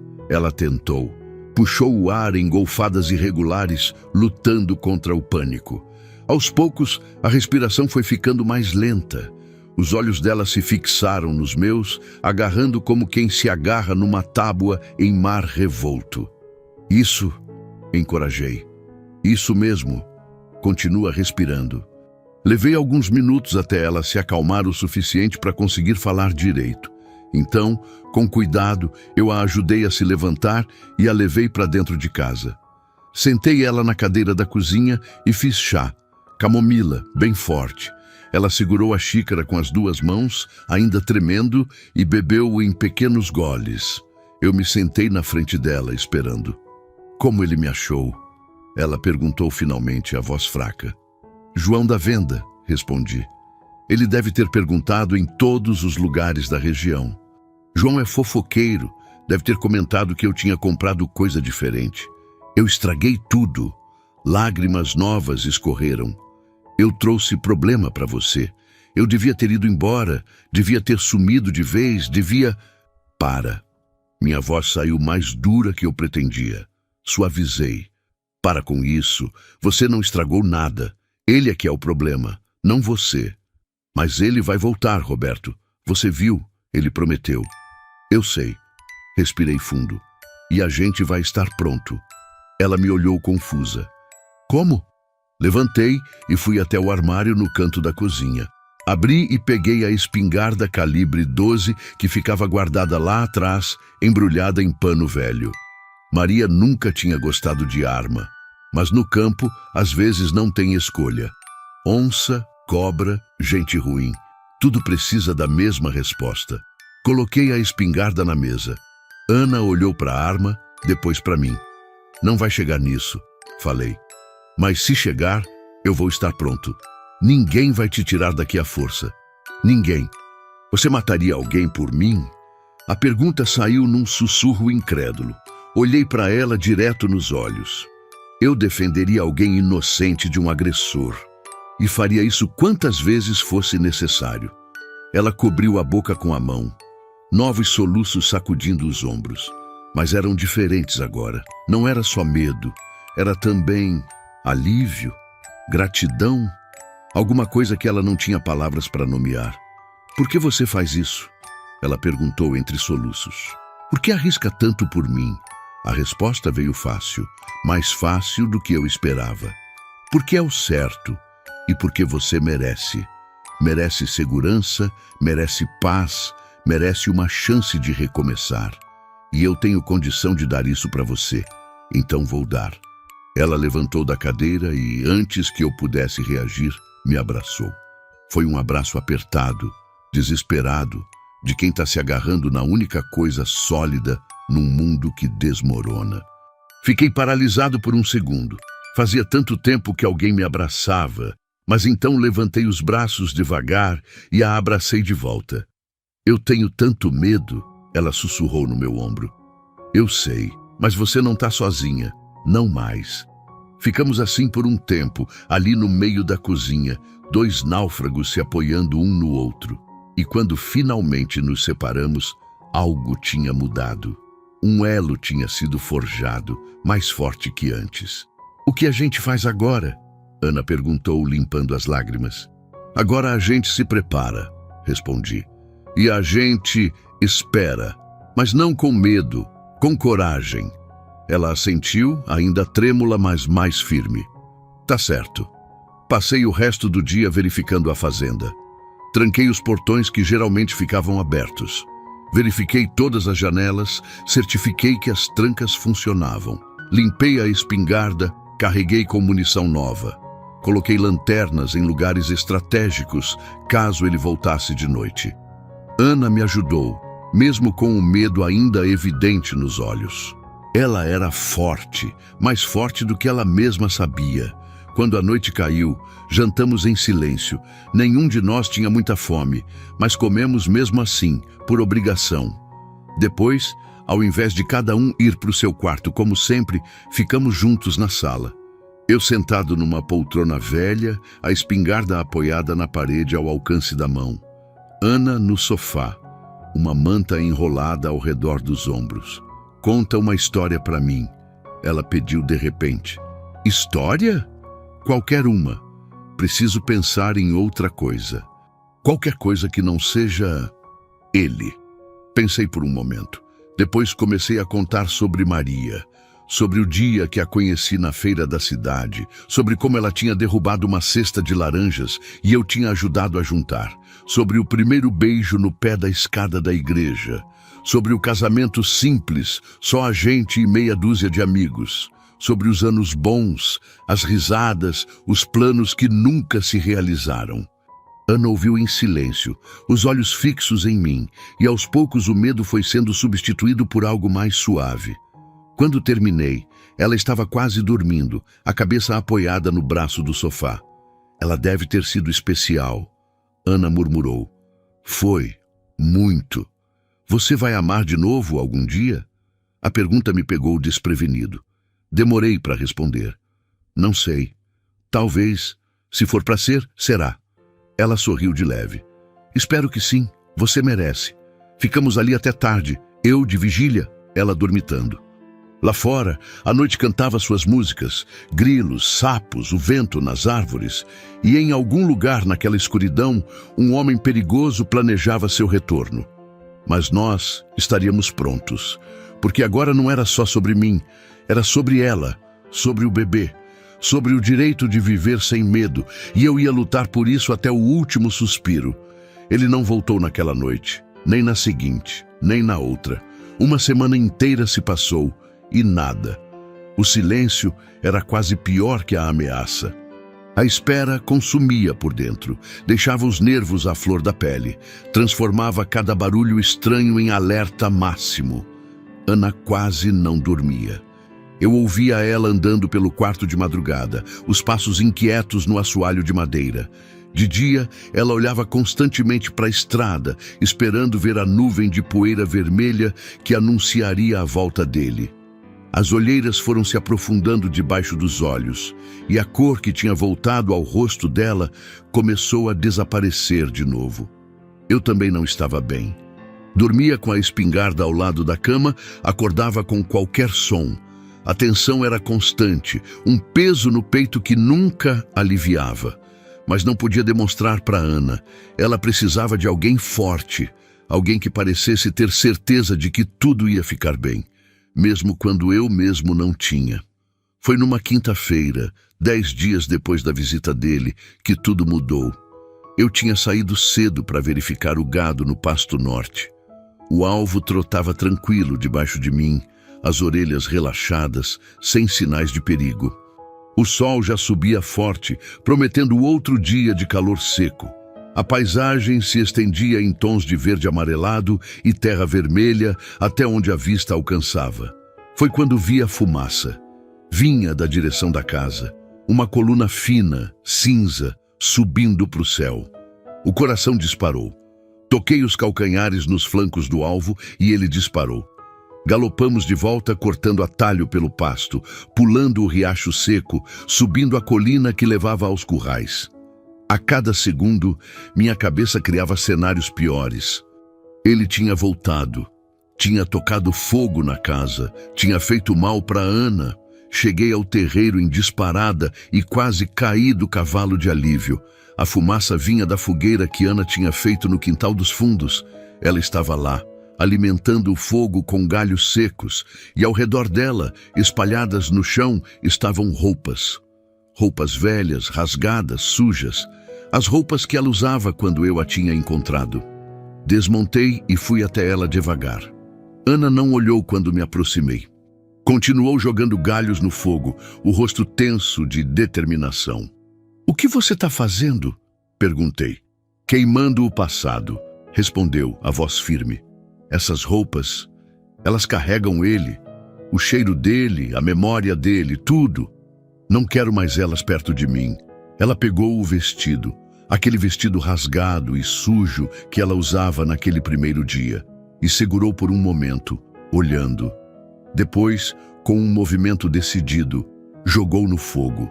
As chamas subiram, ávidas, devorando o tecido. "Passei a noite inteira pensando", ela continuou, ainda olhando para o fogo. "Pensando no medo, em como ele me controlava mesmo de longe, em como eu estava deixando ele me controlar ainda. E percebi uma coisa, ela finalmente me olhou. Os olhos estavam vermelhos, mas não de choro, de raiva, de determinação. Ele só tem poder sobre mim se eu der. Se eu continuar com medo, se eu continuar esperando ele aparecer, se eu continuar vivendo como se eu ainda fosse propriedade dele, então ele ganha. Mesmo que não volte nunca, ele ganha, porque eu continuo presa. E você não quer mais estar presa", completei. "Não." Ela pegou mais um pedaço de roupa e jogou no fogo. "Não quero. Eu quero viver, de verdade. Quero acordar de manhã e não sentir medo.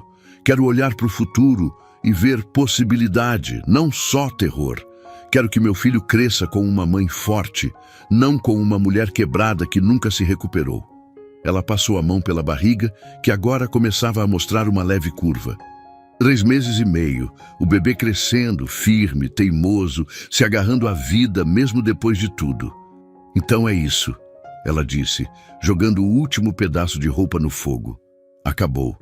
A Ana que ele conheceu, a Ana que apanhava e aceitava, a Ana que achava que não prestava, essa Ana morreu, queimou junto com essas roupas, e a que sobrou vai lutar. Fiquei ali parado, olhando para ela, e senti algo crescer no peito. Orgulho, talvez. Admiração. Ela era mais forte do que eu tinha imaginado. Muito mais forte. "Maria diria que você é guerreira", falei, a voz saindo mais grossa que eu esperava. Ana sorriu. Foi um sorriso pequeno, mas genuíno. "Tô aprendendo a ser." Nós ficamos ali até o fogo consumir tudo, até sobrar só cinzas. E quando as últimas chamas morreram, Ana respirou fundo e virou as costas, voltando para casa sem olhar para trás. E eu soube, com absoluta certeza, que ela ia ficar bem. Mas 2 dias se passaram. E então, Na manhã de sábado, o João da venda apareceu. Eu estava no estábulo quando ouvi o velho caminhão dele chegando. Saí e vi ele descer, mais agitado que o normal. João era um senhor de 70 e poucos anos, magro feito vara, com bigode branco e olhos espertos. Conhecia todo mundo na região e sabia de tudo o que acontecia. "Roberto!" ele chamou, acenando. "Preciso falar com você." Me aproximei, já com o estômago embrulhado. Pelas costas dele, vi Ana aparecer na varanda da casa, observando de longe. "O que foi, João?" Ele tirou o chapéu, passou a mão pelo cabelo ralo. "É sobre aquele homem, o que apareceu aqui faz umas 2 semanas perguntando da moça." "O que tem ele?" "Teve um acidente." João balançou a cabeça. "Grave. Estava dirigindo bêbado pela BR, perdeu o controle na curva perto de Uruaçu. A caminhonete capotou. Ele morreu na hora." O mundo parou. João continuou falando, mas eu não estava ouvindo direito. As palavras chegavam distorcidas, como se viessem de muito longe. "Corpo já foi identificado. Família buscou em Goiânia. Polícia disse que tinha muito álcool no sangue." Olhei para Ana. Ela tinha descido da varanda e vinha caminhando até nós, devagar, os olhos fixos em mim. Devia ter percebido pela expressão do meu rosto que algo tinha acontecido. "O que foi?" ela perguntou quando chegou perto, a voz tensa. João olhou para ela, depois para mim, confuso. Fiz um gesto com a cabeça, dando permissão para ele contar. Ele se virou para Ana. "O marido da senhora, ele morreu. Acidente de carro." Ana ficou completamente imóvel. O rosto não mostrou emoção nenhuma, nem alívio, nem tristeza, nem nada. Só ficou ali parada, processando a informação. "Tem certeza?" ela perguntou finalmente. "Absoluta." João assentiu. "Eu mesmo vi o boletim de ocorrência. O delegado de Uruaçu me mostrou quando fui lá buscar mercadoria." "Sinto muito, senhora." "Não sinta," Ana disse, a voz estranhamente calma. "Eu não vou fingir que sinto. Não vou fingir que é uma perda. Ele era um homem violento que fez muito mal e agora não vai fazer mais." João pareceu chocado com a franqueza, mas eu entendi. Ela tinha todo o direito de sentir o que estava sentindo, ou de não sentir nada. Depois que João foi embora, com promessas de que não ia mais falar da vida alheia por aí, Ana e eu ficamos ali parados no terreiro, só nós dois sob o sol forte da manhã. "Acabou," ela disse, mais para si mesma que para mim. "Realmente acabou." "Acabou," confirmei. Ela olhou para mim e os olhos dela estavam brilhando, mas não com lágrimas de tristeza, com algo diferente. Libertação, talvez. "Eu sou livre," ela sussurrou. "Pela primeira vez na vida, eu sou completamente livre." E então, ela fez algo que eu não esperava. Ela começou a rir. Não era risada feliz, não exatamente. Era risada de alívio, de tensão finalmente liberada, de uma carga pesada sendo tirada dos ombros. Ela riu e chorou ao mesmo tempo, o corpo sacudindo com as 2 emoções misturadas. Eu me aproximei e a abracei. Ela se agarrou em mim, enterrou o rosto no meu ombro e deixou sair tudo. Todo o medo, todo o trauma, toda a dor acumulada. E eu segurei ela firme, deixando que ela desabasse, sabendo que não ia cair. Quando finalmente se acalmou, ela se afastou um pouco e olhou para mim com olhos vermelhos mais claros. "Obrigada," disse. "Por tudo. Por me salvar, por me proteger, por me deixar ficar. Por me ajudar a lembrar que eu sou humana. Você não precisa agradecer. Preciso sim." Ela segurou minhas mãos. "Você me deu uma segunda chance. Me deu um lugar seguro para curar. E agora eu posso realmente recomeçar. De verdade. Sem medo, sem olhar para trás." "O que você vai fazer agora?" perguntei, mesmo com medo da resposta. Ela pensou por um momento. "Quero ficar aqui, se você deixar. Não como favor, não como caridade, mas como parceira.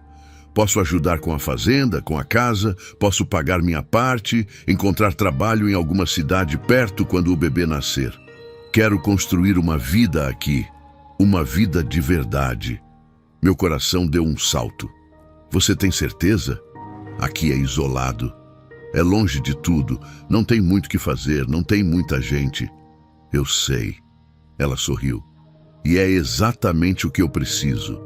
Preciso de silêncio para ouvir minha própria voz de novo. Preciso de espaço para respirar.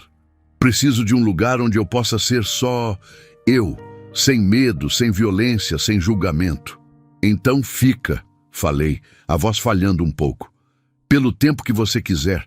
Essa casa é grande demais para um homem só mesmo. E eu gostaria da companhia. Os olhos dela se encheram de lágrimas de novo, mas eram lágrimas boas. Obrigada, Roberto. De coração. Os meses seguintes foram de transformação. Ana floresceu.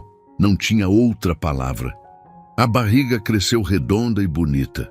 E com ela veio uma paz que eu nunca tinha visto nela antes. Ela cantava enquanto trabalhava na horta.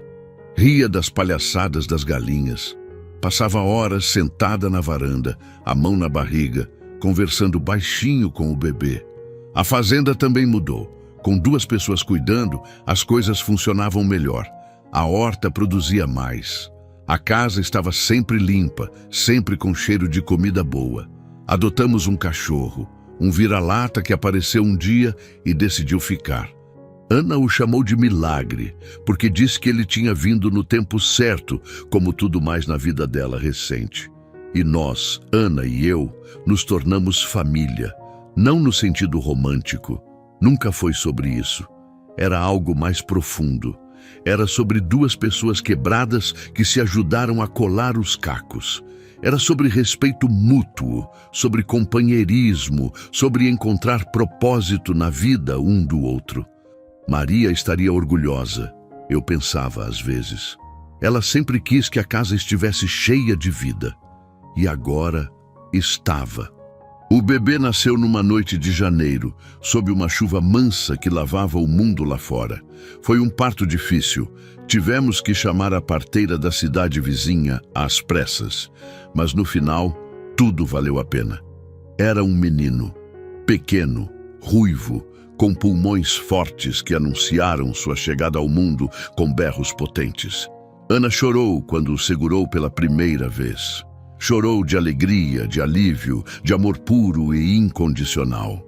E quando ela olhou para mim, segurando aquele bebê minúsculo no colo, ela disse: "Quero chamar ele de Roberto, em sua homenagem, porque você salvou nós 2. Eu não consegui falar nada, só assenti, a garganta apertada demais para deixar palavras passarem. Pequeno Roberto, ou Betinho, como começamos a chamar, trouxe ainda mais vida para casa. Seu choro de madrugada, suas risadas quando estava de barriga cheia, o cheiro de bebê que impregnava tudo. Era cansativo, sim, mas era bom. Era vida acontecendo. Uma tarde, alguns meses depois do nascimento, eu estava na varanda observando Ana brincar com Betinho na grama. Ela ria, o bebê ria, o cachorro corria ao redor dos 2 latindo. O sol batia dourado em tudo e o vento trazia cheiro de terra molhada da chuva que tinha caído de manhã. E eu percebi algo, eu era feliz. Pela primeira vez desde a morte de Maria, eu era genuinamente feliz. Não da mesma forma, nunca seria. Maria tinha sido amor de juventude, de construção, de sonhos compartilhados. Ela tinha deixado um buraco que nada poderia preencher completamente. Mas Ana e Betinho tinham preenchido outros buracos. Tinham me dado propósito de novo. Tinham me lembrado que a vida continua, que sempre há razão para acordar, que sempre há amor a ser dado e recebido, mesmo que em formas diferentes das que esperávamos. Ana olhou para mim e sorriu. Depois, levantou Betinho no colo e caminhou até a varanda. "Em que você está pensando?" ela perguntou. "Em como a vida é estranha", respondi. "Em como às vezes as piores coisas podem levar às melhores." Ela se sentou na cadeira ao meu lado, ajeitando Betinho, que começava a cochilar. Eu penso nisso todo dia. Se tudo aquilo não tivesse acontecido, se eu não tivesse sido jogada naquele pasto, se os búfalos não tivessem aparecido, se você não tivesse me encontrado, nada disso existiria. Os búfalos, murmurei. Nunca mais vi eles. Nunca mais ouvi falar. Porque não precisavam mais estar aqui. Ana olhou para o horizonte onde o sol começava a descer. Fizeram o trabalho deles. Apareceram quando eu precisei, me mantiveram viva até você chegar. E depois sumiram. Como anjos. Anjos com chifres. Brinquei. Ela riu. Os melhores anjos têm. Ficamos ali até o sol se pôr completamente, observando o céu mudar de cor. Azul, rosa, laranja, roxo, até virar aquele azul escuro estrelado da noite do campo. Betinho dormia tranquilo no colo da mãe. O cachorro roncava aos meus pés. E pela primeira vez em muito tempo, o silêncio da fazenda não era vazio. Era cheio. Cheio de paz, de gratidão, de possibilidades. A vida tinha me tirado Maria. Tinha tirado anos da minha vida para solidão e dor, mas tinha me dado Ana, tinha me dado Betinho, tinha me dado uma segunda chance de ser útil, de fazer diferença, de amar, mesmo que fosse um tipo diferente de amor. E enquanto eu sentava ali na varanda da casa, que tinha sido tão vazia por tanto tempo, observando a família que o destino tinha me dado, eu senti algo que não sentia há anos. Esperança. Esperança de que amanhã seria bom. Esperança de que o melhor ainda estava por vir. Esperança de que, no final, apesar de toda dor e perda, a vida ainda valia a pena. E era suficiente. Mais que suficiente. Era tudo.